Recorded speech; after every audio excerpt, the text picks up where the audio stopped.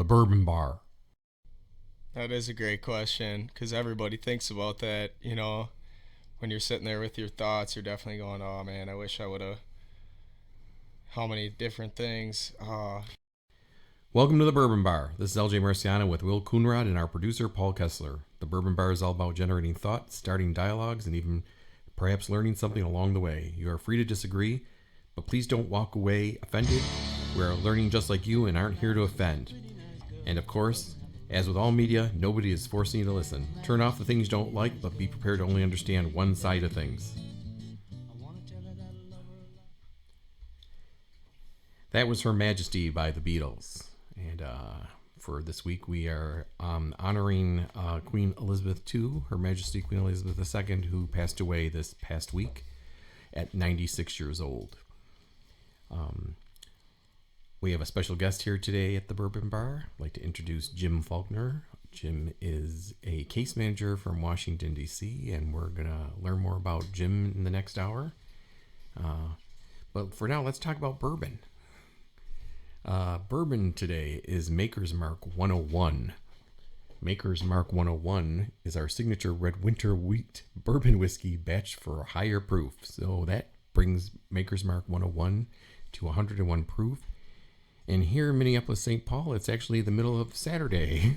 So we are taking it easy on 101 proof. I might have a little bit in my coffee, but, I'll let you know more about that later as my words start to slur. So, Jim, welcome to the Bourbon Bar. Thank you. I appreciate it. It's good to be here and watch all this bourbon. Yeah, thanks. So, Jim has put some things out there and online about some experiences, and we have had the opportunity to look them over, and we're going to have a dialogue around some of that. So, Jim, you are a case manager in D.C. Can you tell us a little bit about that? Well, I actually I started out as a volunteer with a nonprofit in D.C., and then some funding came in. They asked if I would be a case manager. I have no degree in social work, anything like that. I taught high school right out of college for a couple of years, but that was about it. And then the funding ran out, so I guess I'm more of a mentor to the boys. And last year, the youngest of them graduated, so I keep in touch with a couple, but as kind of life goes on, people go their different directions. So I'm not an active case manager, I guess. Okay, so are you getting a new crew then of young people to mentor, or as these people move on with their life, is this winding down for you? No, it's winding down. I think there's a phrase Queen Esther talks about in the Old Testament, and the phrase is, "For such a time as this," and I think that time is over with the boys. Okay. I still keep in touch with the one that I'm closest to and his family and his brother, but I don't know if it's calling anymore. But okay. As a friend once said, the boys are lucky to have you, and you're lucky to have them, which couldn't be any more true. Okay, so it's really just this moment in time kind of thing, and yeah. Or Whitney Houston. This was my one moment in time. Oh, there you go. What should we play Whitney Houston in the background since we were short on our introduction? So tell us a little bit about yourself. Give our listeners a little bit of background on Jim Faulkner, and then the Cliff Notes version. Probably started out as a high school English and speech teacher right out of college. Got a job with TWA. I'm dating myself, but got a job at TWA. Then in the early 90s, moved to Minneapolis to work for Northwest Airlines, and that is actually the longest time I've spent with a company. Moved to New York to work for Air France. Decided to leave my job to be an actor while living in New York. Did some stand-up, did some improv. As people say, don't quit your day job, but I did, and I shouldn't have. Moved to LA, tried acting out there, but what happened during that time away from corporate is I really became more of a social activist and did work with homeless programs in New York and LA, did work with former felons in both cities. But American Airlines called out of nowhere while I was living in LA, and I needed to make money again. So took a job with American. They filed bankruptcy. If you volunteered to leave during the bankruptcy, you got 2 years of unlimited travel. So took a package. After my last day at American, was driving to Houston to get my visa, go to Rio. Did that for 2 years. Also did the social activism, worked with a program that took, that was almost a safe house for kids taken from their families from Child Protective Services, which was pretty cool. And did a lot of improv and kind of acting games with the kids to engage them. Did some stuff with a housing community in Dallas where I lived when I worked for American. And one of the family members was HIV positive, but you didn't know. We never knew who. But this was a program for them. And the church I went to in Dallas, they really stepped up. It was a Baptist church, actually, but they really stepped up to work with these families with HIV. And it was really cool to see these volunteers. And they were all old enough to be my parents at the time. What year was that? Can you just put it in the context of like where we were as a country on learning about HIV? This was 2013, Okay. 2014. Okay. But it was cool that this older generation embraced these families so easily. Then got a job at Frontier Airlines. I always said if I were 20 years younger and still smoked weed, I would have loved living in Denver. But just wasn't for me. And then this will get to the case manager part. So this job opened up at an association in DC. It was the biggest career mistake I've ever made, leaving Denver and Frontier to take this job. And it was the most toxic work environment I've ever had. However, the head of this association was the one who told me about the nonprofit. So I started volunteering there after work, got fired from the job, which is awful. And so the nonprofit had some funding come in for a case manager. And I always kind of wanted to do social activism more so.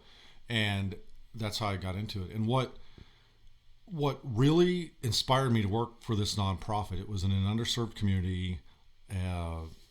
And 2 weeks after I moved to DC, there was the white supremacist, neo-Nazi march and all that in Charlottesville. And I knew I had to do something. I'm like, this is BS. And so this nonprofit worked in a black community in DC. And that's how, and as I said, this person I worked for at the association, that's one thing I got to admit, I'll always kind of owe to her. I never would have known about him had she not told me about this nonprofit. Okay, we're going to talk more about the nonprofit a little bit later because I want you to tell some of your story on LinkedIn. But let's go back to the acting piece, either when you were in New York or I want to know. So you said don't quit your day job, and I want to know about that. I want to know. So I want to quit my day job. Joking. I want to quit my day job and I want to be a permanent podcaster. That's a big mistake, huh? No, I mean, if you can afford it, I did some off Broadway stuff. I was on All My Children a couple of times as an under 5 actor. Like you can do background, you can have no more than 5 lines. You can be a day player at the time. There's all these different union rules and pay scales, and so I had a couple under 5 lines on All My Children. A lot of actors I met, they've been doing this for a long time. I was 37, 38 when I decided to leave a 6-figure job to do this, but I was bored. I'm like, yeah, I got to do something else. I'm a bit of a nomad. And so I did it, but a lot of cool people. And because you have, and then I would consult. My background's in marketing and PR. And so I'd consult to help pay the bills. But that's the one thing I miss about living in New York and LA is you meet so many characters. There's just so many characters in the arts, and for someone who had pretty much an all corporate background, it was really refreshing. Okay. Anybody stick out that you want to share? Both my scenes in All My Children were with Susan Lucci. I was just going to say, did you meet Susan Lucci? Yeah, she was. And that's the only soap opera name I know, Susan Lucci. And her work was really good. Like her plastic surgery, it was really good. And she came up to about my right nipple. I mean, she's really short. And so I had to read her rights. One time I played a cop, and so I had to read her rights. So that was under 5 lines. I worked with and I had with B.D. Wong and Margaret Cho. I was working on a film, and it was background work, but it's kind of one of those where was this my one moment that I missed. Long story short, my nephew was in a car accident, and I was planning to go back to St. Louis the next day because it was pretty serious. But one of the production people said, BD would like to use you in some scenes tomorrow. Like, I've got this family emergency, I can't go. So I'm like, was that it? Did I miss my big chance? I don't know. But yeah, I've met some other people. I'd have to think of some more along the way. So when you met Susan Lucci, it wasn't a, hey, don't you think you're getting robbed by not getting the award? What is that? Well, I didn't. Is it an Emmy? It's an Emmy, isn't it? Daytime Emmy. A daytime Emmy. I mean, personally, I watched As the World Turns. I never watched all my children, so I wasn't really sure. Okay. Who she was. So you decided from there you had to pay bills, and I did. So I was kind of dating. Dating is a very loose word, but I was casually seeing someone who lived in LA, and he was actually an agent. And so he said, well, why don't you just move out here? And so I did. I thought, well, why not? So I did the cross country move and tried it out there for 4 years. I love LA. I mean, but as someone trying to be an actor and make money, it was just a hard place to do it. And when American Airlines literally called out of nowhere about an opening they had, and I missed the airline industry, I went back, and I'm glad I did. Okay. And then, so when you left American, you said you described yourself as a nomad? Well, right, because you got your flight benefits, right? Yeah. And so you went to Rio, you said? That was my first trip. So, yeah, I literally spent 2 years. I lived in Dallas, which is AA's biggest hub. And so I'd get back from Sao Paulo, unpack, do a little work, pack my bags, go to Tel Aviv, come back from Tel Aviv, unpack, go climb volcanoes in Nicaragua for a while. Yeah, I had to make money again. Okay. So you landed in Denver. Yeah. A friend of mine, and that was really odd. A friend of mine had the job at Frontier. He wanted to take a leave. He said, why don't you just fill in for me? He decided not to come back. Frontier said, well, why don't you just stay full time? The Mile High City where everybody's high? No, it is. I'm like, I'm too old for this. Although the hiking and the whitewater rafting was pretty cool. So you ended up in DC, and I described it as a case manager because I think those might have been words on LinkedIn. So tell me about these were all young African American men. You're a middle-aged white guy hanging out with a troop of young African American men. I'd like to hear some stories around that. And it's funny, they never refer themselves as African American. Okay. And the reason why is, everybody thinks of DC as, because it's very metropolitan, it's DC, it's the seat of our government, but what I think people sometimes fail to realize, it's surrounded by some pretty conservative places, which one would deem the South. Well, totally. So I'm curious as to reception of, so first of all, how did they refer to themselves to? Black. Okay. Yeah.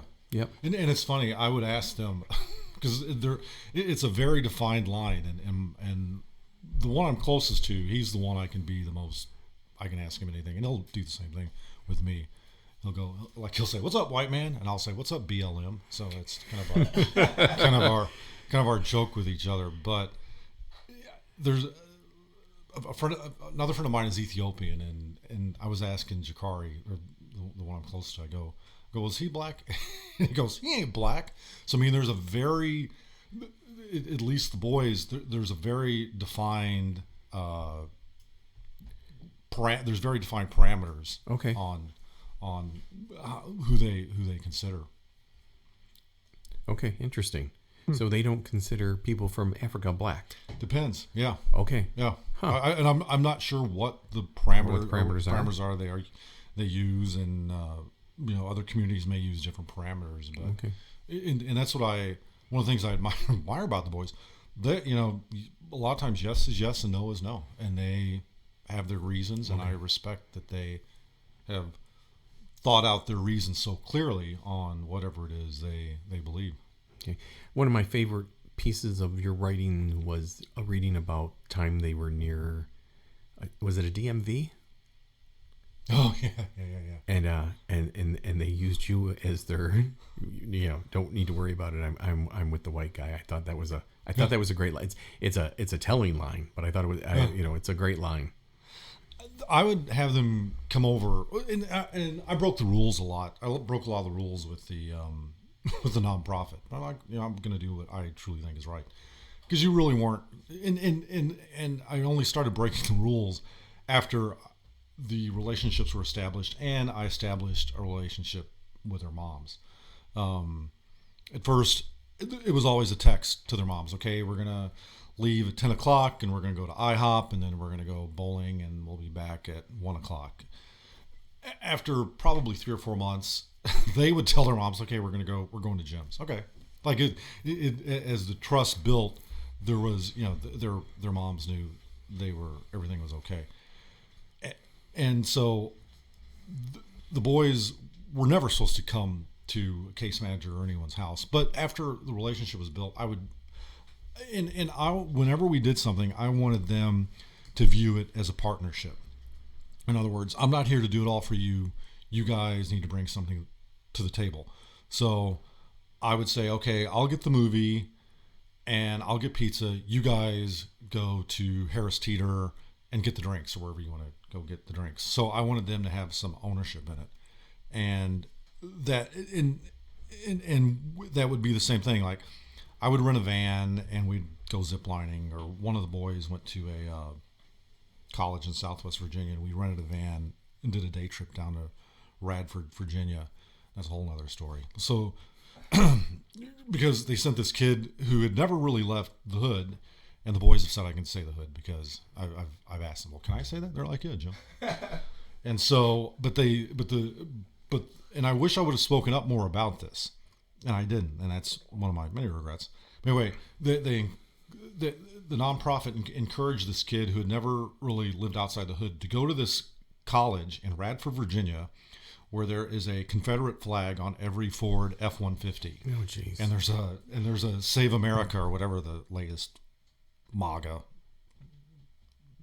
tagline is. And so we rented a van one day and took the boys down. So I rented the van, but I said, okay, we're not going to. You've got this much money to spend. We'll stop at Starbucks, and you guys are in charge of the snacks going down. And it was really cool because we all went shopping, and they made the decisions to, okay, well, we only have this much money, so you get the chips, and we'll buy RC Cola instead of Coke because it's cheaper. So I always wanted them to be engaged, and I hope it made an impact. It made an impact on me. I hope it made an impact on them. Now, you mentioned mothers. Are these, and maybe you've said this, are these young men without male presence in their life? Yes, for the most part. One of them lives with his mom and dad. His dad had been locked up during part of the period while he was growing up. Thankfully, his dad's back home. Another one, his dad lives in another part of DC. He'll see him once in a while. And actually, another one too. He'll see his dad too. So it's kind of in and out. But the moms are really the decision makers. Okay. Interesting. What other stories do you have from your time with the boys? Oh, so getting back to so they would come over and we'd hang out, watch pizza, get a movie or whatever. But when it was time for them to walk to the metro to go back home, so there's 4 or 5 black male teens, they would want me to walk with them to the metro because they felt safer if a white male was walking with them and they wouldn't get hassled. Okay. And this is on M Street Southeast in DC. I mean, it's not a bad neighborhood, yep, or anything like that. But they would want me to walk with them, and I would take the boys when their birthdays would come around. They love Cheesecake Factory, so we'd go to Cheesecake Factory, And there was one, the easiest one to go to was in Arlington. And so we took Metro or the subway over to Arlington. And it was a pretty white neighborhood. And the first time one of them went, he was very uncomfortable walking around. And it literally, some of the neighborhoods were kind of like white picket. Literally, there was a white picket fence in front of some of the houses. And it was too quiet for them.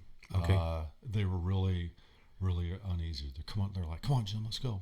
Let's go. Can we get back? Can we get back in the Metro? We go, okay. So white people might be, hesitant to go into a black neighborhood.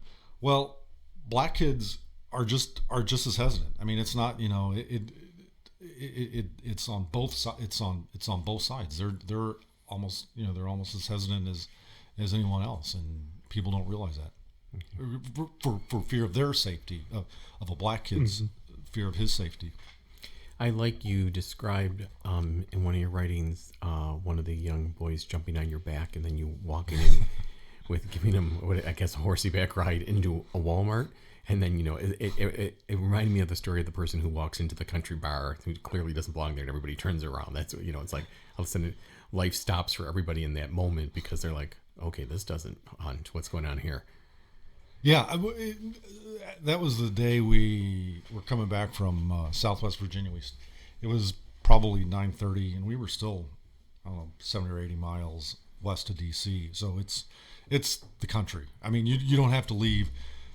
You don't have to get too far out of D.C. to realize, this was the state with the capital of the Confederacy. And so, we stopped at Walmart. One of the boys' mom said, "Hey, can you pick up some stuff? I need to get gas." So we got out of this white van that I had rented, and it's me and 4 black male teens. And people in the parking lot were just, again from their Chevy pickups, were all turning their heads. And Q, one of the boys, was tired, and he literally ran up and jumped on me behind my back, and said, "Carry me, Jim." And so that's really when the eyes opened, and as we walked into the store. And the boys will even joke when they're standing around me, even in a store in D.C., they'll say, "Okay, you got to blink 3 times to tell people you're in trouble." And it's a big joke as they laugh, because people always stared at this Gen X white guy with, 2 to 4 or 5 black male teens. We're all together at the in the same place. Cops would stare us down. It was really a learning experience for me. I think for them as well to feel comfortable. Okay. Jim, I wanted to ask out of curiosity, just from like a perspective of obviously having experienced all this, has your perception changed around the aspect of like when you see a given situation? So those people seeing yourself with 3 or 4, young black men in a Walmart parking lot coming in, they jump to conclusions around, what the situation is and are a little caught off guard. Has that affected you in terms of how you perceive the world, obviously? And is that something that have you always perceived it in a more neutral standpoint? Or having gone through these experiences, do you find yourself like now, more of trying to come from a place of understanding as opposed to like jumping to conclusions, which I know like a lot of people do in their day-to-day lives? What I noticed in actually in the youth group I worked with when I lived in Minneapolis, half the kids it was almost 50-50. Half the kids were black, half the kids were white. But this is the first time I've spent so much time on their turf. And so if I'm walking down the street and, there's 3 or 4 or 5 black teens, maybe before I might have crossed the street. Now but it's no big deal. So what? They could be the boys. So I think the boys have helped my defenses come down. I don't, because I would have to drive into their neighborhood to pick them up. If I need to drive, through an underserved community, I don't think twice about it. It's become very natural as opposed to being very unique, for lack of a better word. Like, oh my gosh, I'm going to take another road because I have to go through the hood. I don't. It's all the same to you. Yeah. Right. I mean, yeah. it's just because you're comfortable there. Just like you said, regardless of the idea of like being black in a more white community or white in like a predominantly black community, when you familiarize yourself and are more comfortable with that, it feels more comfortable, I would imagine, and thus alleviating any tension around that. A couple times, Jakari, the one I'm probably closest to, I think, and LJ, I think LJ and I even talked about this. He's so in the PR field. There's all kinds of awards you can get through PRSA and American Marketing Association, all that stuff. But Jakari I'll never get Jakari said. I don't even remember what I said, but Jakari goes, "Jim, you got a black soul." And just a couple of weeks ago, I took him out.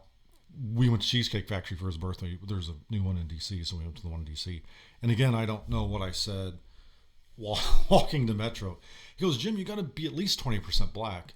So hearing stuff like that, I could give a shit less, or I could give a crap less about. You're allowed to say shit. Okay, I give a shit less about some public relations award or something like that. To me, his saying that, I'm like, okay, that's cool. I'm good. I've accomplished anything in life I may have wanted to accomplish. I still keep a text that his mom sent when his older brother graduated from high school, and took a screenshot of it. But basically, "You've been there for my boys," and you never, when a black mother of a son, who has a son, there's a unique bond there, and it's really hard for me to explain. I've only seen it as an observer. But to me, her stamp of approval means more than any stamp of approval from anybody I could ever meet. The interesting thing that you just said, that you've been talking about, that I'm sitting here thinking, you said, off of Will's question, you described how you originally went at it, like, you might have crossed the street before, and now you wouldn't. And I'm sitting here thinking, you might have crossed the street before, and you're a worldly guy. You've traveled the world extensively, right? You've lived in big cities. You lived in New York. You lived in L.A. You lived in Dallas. You lived in Denver. You lived in some. Where I'm going is you didn't live in rural Alabama growing up, and you didn't spend your life in rural Alabama, and you recognized that in you. Can you imagine? If you were, and maybe that's the problem with this country, is if you don't recognize it if you grow up in one of these rural states, and I'm not picking on Alabama, but you know where I'm going. You don't recognize the fact that you've grown from thinking you need to cross the street to these are just people too, and I don't care, and so these are among the people I'm closest to, and Well, and I think that overly cautious. I mean, I would have crossed the street in Sao Paulo. I would have crossed the street in London or Vienna or someplace. I mean, any place I would have seen a group of kids, I would normally jump to, like, oh, what are they up to? I should be careful. Whereas now, But, I mean, can I ask? Granted, if there was like a big fight breaking out, I'd still cross the street. But I mean, if they're just hanging out, I wouldn't. But just mining, yeah. Can I ask, in terms of like your activism and like wanting to be more involved with that, Jim, is that something that like you've known even from like when you were younger, maybe even like a teenager, that was something you wanted to do? Or like as you've gone through and experienced life, was that something that was like, okay, I want to be more active in this? What was kind of the catalyst? And was it simply just the fact of like that opportunity that presented itself to be, work with a nonprofit, and then from there kind of taking off? But it seems like you've kind of always had a knack and want to kind of do that. Yeah, I'm not sure where it came from. The church I grew up in a suburb of St. Louis. In the church I grew up in, we would do summer trips to an American Indian reservation in South Dakota. And so we'd go, the objective then, and granted I was only 16 or 17, so we're going to go save everybody. Okay, instead of letting God save them on his own terms, we're just going to save them. We'll take God's work off his hands. So I would do it differently if I went, but I think doing that as a kid and in college, and even when I first moved to Minneapolis, I worked at a homeless program in downtown. Where was it? Not far from First Avenue, the bar. And so I did some of that here. A lot of the volunteer work I did here was more Christian based, which is fine, but I'd rather not have the theology behind it and just kind of do the activism. Like if you read stories in the New Testament, Jesus just went out and did his thing. He didn't necessarily try to convert everybody. He was just there, just present. And I think I've tried to get to do more of that model. I know with the boys, they've told me when I first started volunteer, the question was, why? Or the question, well, what's that white guy doing here? Because I would just kind of stand back. I'm not going to go and sit down with them. Hey, let's play Uno, boys. I'm here to be your best friend. So when I first showed up, I was the white guy. No, I was the tall white guy because I'm 6'4". You can't see me on camera, or on the podcast. But so I was the white guy.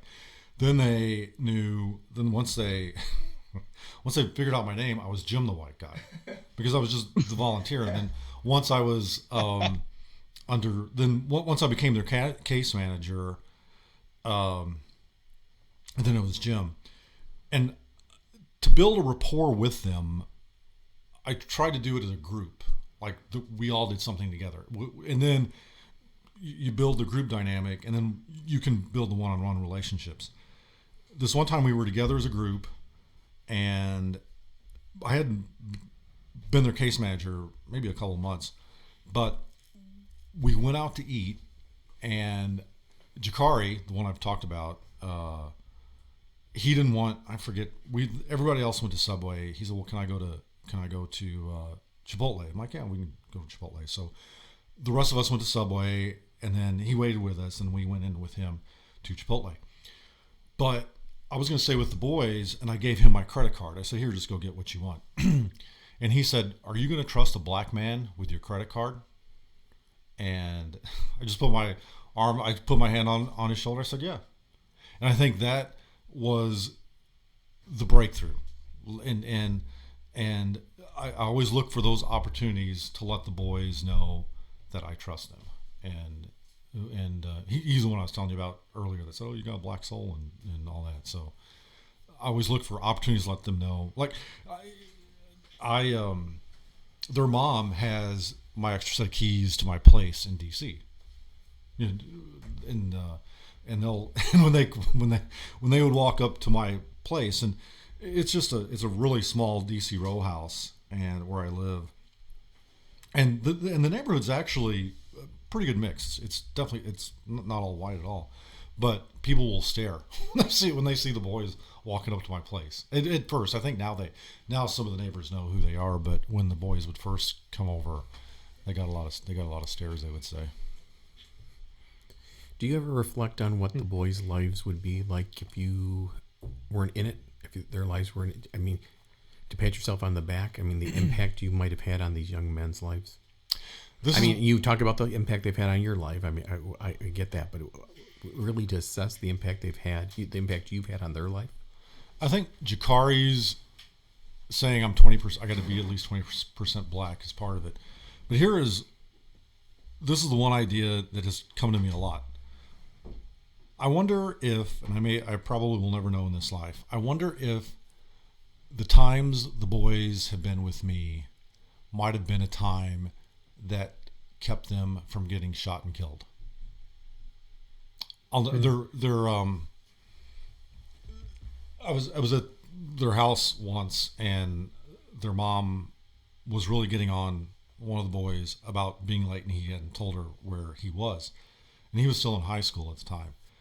And she yelled at him. She goes, well, you could have been shot. Very matter-of-factly. Like, you could have been shot. Whereas when I was a kid, nobody's mom would ever even begin to think that. And so that really hit on maybe a time they, were watching movies or they spent the night or something. Maybe that kept them safe. I don't know. Okay. Interesting. That's really interesting too, and just like the cultural difference there because Jim, it would have been the same thing for me. Like if I were late getting home, my parents in high school never would have been like, you could have been shot. Yeah. Like that's like that would never, and to have it be said so nonchalant and just like, yeah, this is something that happens. This is something that we experience. I've experienced, my friends and family potentially have experienced on such a regular basis, that I can say that so nonchalantly is obviously very just eye-opening, right, to someone that hasn't lived that experience before. Well, so Jakari's brother, this was just a few months ago. Jakari's brother came back from Vegas. We were sitting around the table, like we made some food and we were sitting around the table playing Uno. And Jakari asked his brother, DJ, if he knew somebody, and I forget whatever this kid's name. Well, he said, I'll call this kid Steve. Hey, do you know Steve? And DJ's response was, no, why, is he dead? Just completely, and Jakari's like, no, he's, and then answered the question. So Jakari didn't take a breath, like, dead? What do you mean? Like, no, he's, and then went on, which I thought was, I'm like, what the, and it was just very, very matter of fact. Well, he could be dead. He's, 18, 19-year-old black male. Yeah. Wow.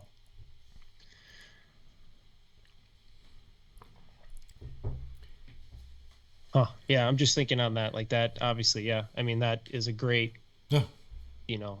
picture, paints a really good picture of what life is like. Yeah. And the experiences, that you've gone through to again, that's the first thought that you have, the first place you go. Well, like if I asked LJ, did he move away, or right? Is he in college? Did he get a new job? Yeah. Why is he dead? What? Yeah. Let me ask. I'm going to poke at you a little bit. Let me ask. So you said that this was this moment in time, because I've asked if you get like a new class of young men to mentor, and so why? Why does it? I mean, this has given you a lot. Why not do it again? Why not make this your life mission? I mean, well, as a friend once said, you're doing God's work. And my response was, he doesn't pay much. Okay. And so there is that. The one thing I've taken away from the boys, and I've started preaching this sermon to friends in corporate. What I found with this nonprofit, I don't know, and they push these kids to go to college, and the kids may not want to go. And I really think, and there'll probably be some criticism for what I'm about to say, but I really think they want to put in their annual report, hey, we're so good, we sent 99% of these black kids to college. And the kids don't want to go. Two of my boys dropped out, or two of the boys dropped out. One of them, Jakari, as I said, is the one that I talk to the most. If he hears this, he'll hear his name a lot. And he and I were talking when he was getting ready to graduate from high school. He wasn't sure if he wanted to go to culinary school or what to do, and he felt like he was being pressured to make a decision to go to college or to do something. And I said, well, don't. Just take time off. Don't worry about it. Don't listen to them. A friend of mine, excuse me, is he's now president of a big transportation company. And technical jobs, he was telling me once, technical jobs at this transportation company, I don't want to give the name away because I don't, can pay six figures. And so I think corporate America should build relationships with nonprofits, with school districts in underserved communities. My ex is from Hidalgo County in South Texas on the border, which is one of the poorest counties in the country. So corporations need to start building pipelines for well-paying jobs for these kids that don't want to go to college. They don't have to go. And so, and again, I'm not an expert. I see a lot of talk, but I don't see a lot of action. The whole D&EI thing. What does that mean? How are you getting these kids who don't want to go to college, who are very capable, very smart? How do you get them into your pipeline? And the one issue with this transportation company and others is weed. So the boys, and I'm like, okay, Jakari, if you want to go for this job, you can't smoke. You can't be smoking weed because you're going to get a drug test. So there's also that issue.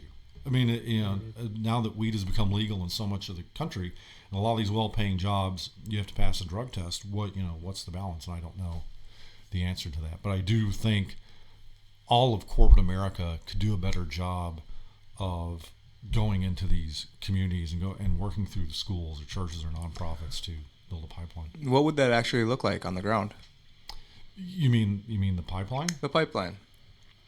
Okay, so I'm going to use the Kansas City Southern Railroad as an example, and I don't know anybody at the KCS, but let's say the KCS reached out to 2 or 3 high schools in Kansas City, and focused on and partnered with the instructors in the technical side. They don't not so much partner with the teachers who teach chemistry or physics, but those who actually teach usable technical skills. Partner with those, and get KCS employees to go visit the school. Hey, this guy's an engineer for the KCS, and he drives to Mexico once a week. He takes a locomotive to Mexico, and build those relationships, and get kids, or juniors and seniors for internships. And KCS may do this. I have no idea, but this is an example. But get these kids interested into the pipeline in internships, so that once they graduate, they can start. And that's just one example, but I think it could be. It's not a difficult template to create. I think you could create a template, for Procter and Gamble, to work at the Tide detergent plant in Cincinnati or someplace like that. Other than marijuana, what other barriers do you foresee to that? Like, why wouldn't a school want to implement this? Because it sounds like a great concept. Oh, I think I don't think corporate America has been proactive enough. And the thing about the boys and their families, especially with these kids who are the first ones to go to college, families don't know what to ask. They don't.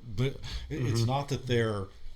It's not that they're incapable or they're not smart or anything. They just don't know the questions to ask. They don't know the doors to knock on. So the doors need to go to them. We have to do a better job of taking the doors to the families. Yeah. It's a simple case of you don't know what you don't know, Yeah, right? right. Like how could you know to ask, or how could you know to reach out, or even like that is an option, having zero experience Right. or not knowing that it's an option, right? Yeah. That's one thing I always tried to get the boys to do, and they did it for me as well. I just wanted them to see the world in a different way. One time we rented a van from Dulles Airport. And so there's 2 airports in DC, Dulles and National. Dulles is all the international.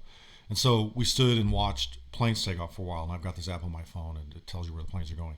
So like a plane would take off. Oh, that one's going to Frankfurt. Where's Frankfurt? Okay, well, let's look on Google Maps. Here's Frankfurt. Or no, you could pull it up on the app and it showed the flight plan, the 777-300 going to Frankfurt. And so it was stuff like that. I wanted them to just see the world beyond DC, and that they could easily, there's no reason they couldn't be a part of that either.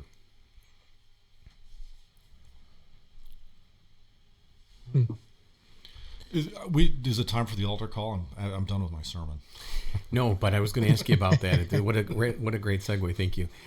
So speaking of altars, so you, listening to you today, there is a little bit of, what do I want to call it? Religion. Some mention of, clearly you had religion in your life growing up. Is that still the case today? We talk about religion once in a while here because coincidentally, the 3 of us are Catholics. I mean, we have no background together, but the 3 of us are Catholics. We've talked about Catholicism growing up Catholic on here. You mentioned before the show you grew up, you were Baptist. Mm-hmm. So does that guide you today? Is that who you are? No. I no longer want to be a label, so I don't want somebody to say, oh, he's a Presbyterian, a Baptist, a Lutheran, Catholic, or whatever. I would say, even the term Christian can bother me sometimes because of the fundamentalist and evangelical Christians out there that are wearing that are. I was at the Capitol on January 6th, and so because I live there, and I just wanted to walk and see what's going on, and I literally watched it all unfold. So these Christians are holding their crosses while these terrorists are invading Capitol saying praise God. You know, they're like singing these praise hymns while literally you see the mobs going up the stairs. So even after that, I had an issue being called a Christian because like I don't want people to think I'm like them. So I try to be a follower of Jesus and I always say if the Bible were so black and white, the Spirit would have no work to do. Like, what's the Spirit of God here for if the Spirit isn't here to guide us on what the Bible says or what we should do? So I try to label myself as a follower of Jesus now instead of an evangelical Christian or a Christian or whatever. Okay. Does that make sense? It does, sure. Mm-hmm. I can relate to that as well, Jim, because I was, as LJ, raised Catholic. But I feel like I don't align with everything that it's when you accept that label, right? You accept the best and the worst of it, and that can be very, I guess, in my eyes, detrimental to my own personal view of what that means to me. Then, so not having that label and going, look, I'm gonna have, and it sounds like, I mean, one of the comments I was gonna make, Jim, is it sounds much more like action. It's a clear case of actions speak louder than words, right? So you'd much rather allow the actions and the good that you're putting out into the world and the lessons and things that you're learning along the way more or less define that definition for you than a stereotypical, Catholic, Protestant, whatever that title might be. And believe me, there's some days people would probably see me and think I'm an atheist, so there's also that. I think I called it out because I could tell you're not. I mean, you I'm truly Catholic. I can't quote anything in the Bible. I mean, Catholics just don't do the Bible. We have the Bible, and it looks really nice up there on the lectern, and once in a while we'll read from it. But Catholics don't do the Bible, and I think most non-Catholics, Christians recognize that. Oh yeah, they're Catholic. They don't know the Bible. We just don't. We just follow the rules. Sit, stand, kneel. Sit, stand, kneel. Genuflect here. But I could tell.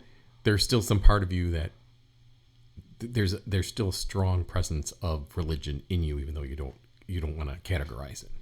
Yeah, and I still go to church, but I only go to church because I feel like I have to, and that could be a whole other podcast. I don't really want to, but I feel like I have to. I'm trying to be faithful to God, even though I'm not in the mood to do that. But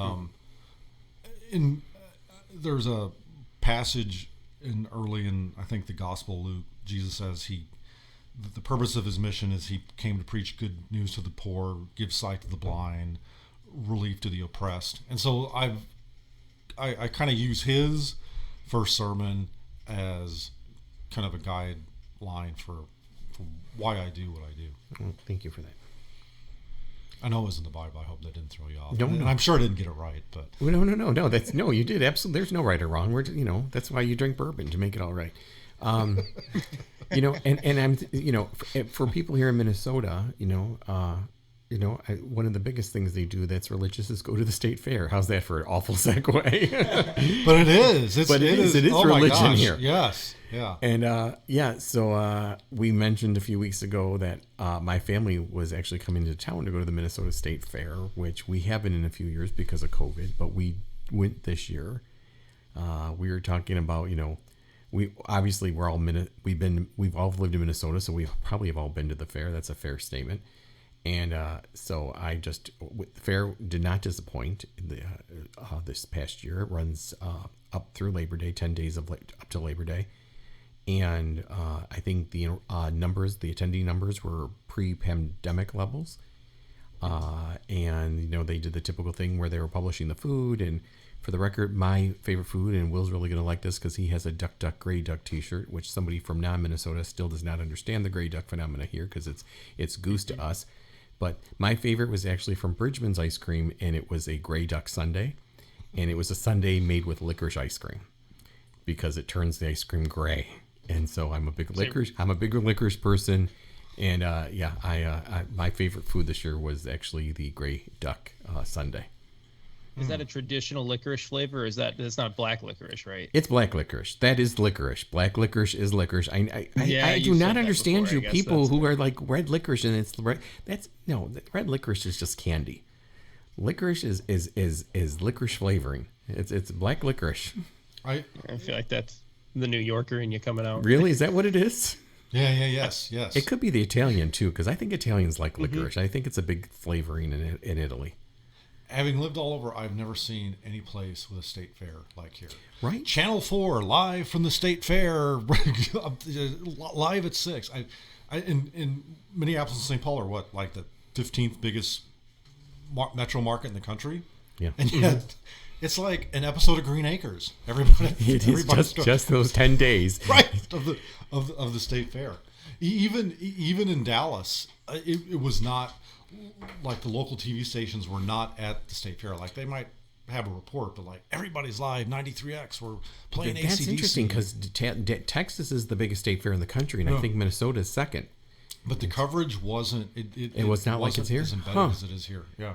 The coverage is amazing. Yeah, that might just be size. So like the actual size of the fair itself, in terms of the atmosphere and like the cultural impact, Minnesota's got to be the top because, you said, it's a religion in of itself up here in Minnesota. And I think there's 6 or 7 million people live in Dallas and Fort Worth. So I mean, it's a much larger metro. So we went last Friday, and then unfortunately Saturday evening. So my sister came. My youngest sister, my eldest sister came. My youngest sister's husband was worried about her coming to Minneapolis, St. Paul, because apparently we now have the reputation of the Wild Wild West, where you just walk down the street and get shot.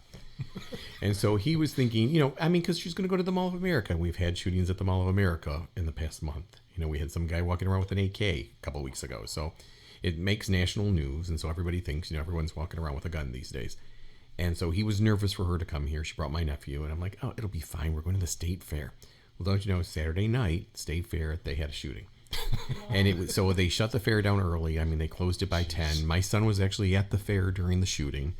And then, so of course, then the phones start lighting up because it's like, where are you? Are you safe? It's like, yeah, I mean, we're not at the fair. It's Saturday night at 10 o'clock. But my son was, because, he's of that age.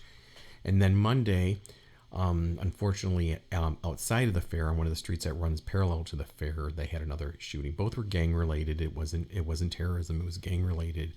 For those of you who didn't go to the fair this year, you walked through metal detectors to get to the fair this year, and so it wasn't like, I mean, if you beeped, you got pulled aside and they rifled through your thing. So they weren't just checking bags. Everybody ran through a metal detector this year. Was this the first year they've ever had I think unless they did it last year, but I think for me, it was the first. Last year as well, too. And I only remember that because I remember going through the metal detector, and I did not make it back to Minnesota this year for that. Okay. So it was last year as well. But it's not perfect because there's all the fair is so big. There's all this fence line where if somebody's determined to get a gun in, they're just throwing. It's not like the airport where it's barbed wire. I mean, you're just throwing a gun over a fence line, and your buddy who's already in the fair is picking it up. Yeah. So. Anyway, unfortunate, but it was a great fair. I worry about that. Now it walks away and it has 2 shootings associated with it, but hopefully not. And as we say, fair is religion for Minnesota, so hopefully it comes back strong. Yeah, that's a good way to put it. It is religion here, like the tent revival. Tent revival. Everyone waits for the yearly tent revival. What's your favorite food at the state fair? Actually, and you can get them everywhere, but cheese curds, fried cheese curds. Now, do you go into this booth that's in one of the buildings, and I forgot the name of the curd? It's like the line was like 5 blocks deep. That's the one to get. Is it? Why? What are they doing to these curds? I lived in Minneapolis for 9 years, and I only went to the state fair 1 year. Wow. I was like, yeah, I've really been there, done it. Yeah. Well, see, now I'm going to have to take the religion card back from you because now you just created sacrilege. What the hell? Yeah, been there, done it. Huh. The big thing for me is like every year that I'd go would be like I'd try to pick the least busy day and time, right? Because like for me, there's just so many people. But at the same time, like to Kessler's question of like favorite food, my favorite it's the sweet corn by far. Oh, that I'll sounds stop good. by the booth. I'll do that like 3 or 4 times in a day. Really? Like, yes, without even trying. Like, by far my favorite. It's the most basic, simple food, but it's the best food. Oh, yeah, I could see that. I went to the Iowa And, State Fair once with a friend when I lived here, and saw the biggest pig, the biggest pig contest, and the butter cow. Again, I was good after one visit. Sure.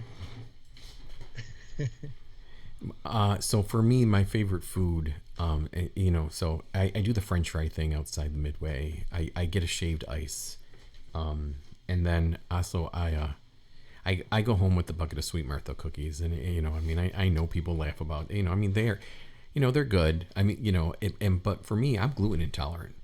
So, I have to be careful as I go to the state fair. So I'm not sitting there eating the bucket of cookies, but I get home and I pound pound that thing of cookies with a good bourbon, just for the record. And, and then I'm sick for 3 days. So Worth it every time. but it is worth it. Nadine is yelling at me, "Why are you eating that shit?" I'm like, "Shh, Sweet Martha's. I'm eating them." So, hey, so we opened up with homage to Queen Elizabeth II, and I think the next 10 days will be very interesting to unfold on the global stage. I mean, there's going to be discussion of the new king, King Charles III, and there will probably be a lot of discussion about the relevancy of the monarchy and where does the monarchy go from here. And I thought it'd be kind of an interesting topic to touch on, because one of my associate, so I have an undergraduate degree in political science. I think people know that, but one of my allied fields was history, and it was mostly British history. So, like, Nadine doesn't understand the obsession with the Queen in this country, and I've got some opinions about the obsession with the Queen in this country. But and it's not just about the glamour. But I was wondering what happens. What does Charles do with the monarchy, and does the monarchy stay relevant? And I kind of think, this goes down to potential paths. First of all, I don't think Charles is still as well liked as they would like to think. And I think they are going to rally around him for now, because they're going to feel the loss of his mother, and him and Queen Camilla will be popular in the short term, and then he's going to stick his foot in his mouth. And I don't have an opinion about Charles one way or another. I don't know him, but I think eventually they might grow disenchanted with Charles, and there will be another push to disband the monarchy, and that will they could either go down that path, or Charles can recognize that and decide, maybe it's time to give this throne to my son, and his wife, who seem to be a little bit more popular than the current king. So those are my opinions. Those I think are the paths that is going down potentially. The relevance of the monarchy to me, I hinted about what it means to the people here in the United States. I think in the UK, it's still very, very relevant. I mean, there's a whole respect thing. There's a whole respect thing for that part of government, and I think that carries over to the U.S. because in the U.S., our head of state and our head of government is the same person, and there's a debate to be had.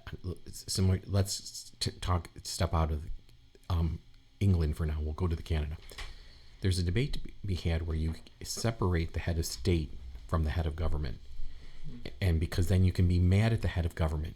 You can be mad at Boris Johnson all you want, right? I mean, throwing parties during COVID, blah, blah, blah. We hate the government, but we still love the Queen. So you still love your country. You love all the stuff that is here in the state, but you're mad at the current government. And I think I think that's what the Queen serves, and I still think that's why people here in the U.S. are obsessed with it, because I think we don't have that division in our government. Well, especially being a former British colony. And being a former British colony. There's probably still some in our DNA. Yeah. I actually met Princess Di. Really? I did. We've been sitting here talking for an hour, and now you just spring this on us? When I worked for Northwest Airlines, she actually, this is New Year's Eve, either 94, 95, or 95, 96. Anyway, so she and Charles had separated. I don't know if they were divorced yet, but she was flying Northwest from Vail to Minneapolis to London. And so I was in Corpcom or PR at the time, and so I was on call that week. So we would take turns being on call because we had to be on call in case there was a after-hours emergency. Anyway, so I went to the airport and met her at the gate. I'll never forget, it was a DC-10 from Minneapolis to London. Oh God, she was flying on the She was finest equipment out right. there. She was on a DC-1040. I still remember. Yeah, But she was traveling with a female companion, and she was dressed in, I remember, a long kind of overcoat and like a, not a turtleneck, but one of those big, it had a big collar. But she went out to a newsstand in the terminal, and she got so many second looks, but I don't think people realized, but nobody thought, well, wow, she looks like her, but nobody thought it was Princess Diana. Nobody came up and talked to her, but she was very incognito. And she was looking, at a Time magazine or an Economist or something to go, because we had a holding room for her in the terminal to wait for her connecting flight to London. But yeah, she was walking around the terminal at MSP Airport and got a lot of second looks, but nobody really said anything because she was, she wasn't in her crown, or she didn't look royal or anything like that. Did you bow? I didn't. No, I just shook her hand. And, okay. And to make conversation, I told her, well, have you seen any media around? And she's like, oh, no. I'm like, okay. How are the slopes? Exactly. Let me know if you see Channel 11 out there. I'll be right back. So the whole Princess. So now that Camilla has taken the spot, that whole Princess Diane conspiracy thing. Do you think the British people feel there was a conspiracy around Diana dying, and this was nobody wanted her to really be queen? I think Diana. I think so. Diana died in a tragic accident, and she was hounded by the media. I think the driver drove too fast, and he killed her. Yeah. I think that was. I really do. I actually, I've studied the Brits a little bit. I believe the whole Prince Charles, Princess Diane relationship, the marriage. I think that was the tragedy. She was a young woman. She clearly had some mental health issues probably going into it. He clearly didn't want to be with her. He was doing what his family was telling him to do. He wanted to be with Camilla. That whole thing is unfortunate, the way that happened. And, and unfortunately she died in that tragedy. So I watched the CBS Evening News last night just to see the coverage of the Queen. There's nothing mentioned about Harry. Like, Harry is total, at least on last night's newscast, maybe it's different now. Wow. Nothing. I really thought even the U.S. coverage, because he's such a celebrity here, but there was hardly anything mentioned about Harry. So it'll be interesting to see where he falls now, and his uncle, Prince Andrew, because Prince Andrew was supposedly the Queen's favorite, so I think she kept him around, even though they've had to hide him now because the whole Jeffrey Epstein thing. Right. But I don't think his brother's going to put up with that crap, right? His brother's just going to cut him out now. It's his brother, but he's, not the fondness that a mother has for a son. Yeah. And so now it's kind of like, okay, well, I don't need you as a distraction. I'm going to have a hard enough time leading his king because he's not the most popular guy walking around. And so I'm going to cut you out. And so it'll be interesting to see it'll be different for Harry because Harry is his son, but it'll be interesting to see what he does with that because I don't think the Oprah interview, let's face it, didn't do them any favors. I don't think Meghan continuing to do what she does them any favors. So it'll be interesting to see how Charles manages it because he will have to manage it, especially if it comes to a place where they're calling for the to get rid of the monarchy. I think that is our podcast for this week. I'd like to thank everyone for joining. I'd like to thank our guest, Jim Faulkner, for joining us. I think that was I've really enjoyed it. Great conversation. Thank you. So that's the Bourbon Bar for this week. Thanks for joining us. Talk with your friends. Talk with strangers. Learn some new stuff. The world will be a better place for it. In closing, I am going to play The Show Must Go On by Queen. And how I arrived at that song is because, even though the Queen is dead, the show goes on, right? Power transfers to the sun. Within a matter of days, the sun is named, officially recognized as king, and it goes on. And you pay homage to those who left, but it still moves forward. So, show goes on. Thanks again, everyone. Join us also on the Bourbon Bar podcast. Last call for additional discussion. Thanks, Jim. That was great. Thank you.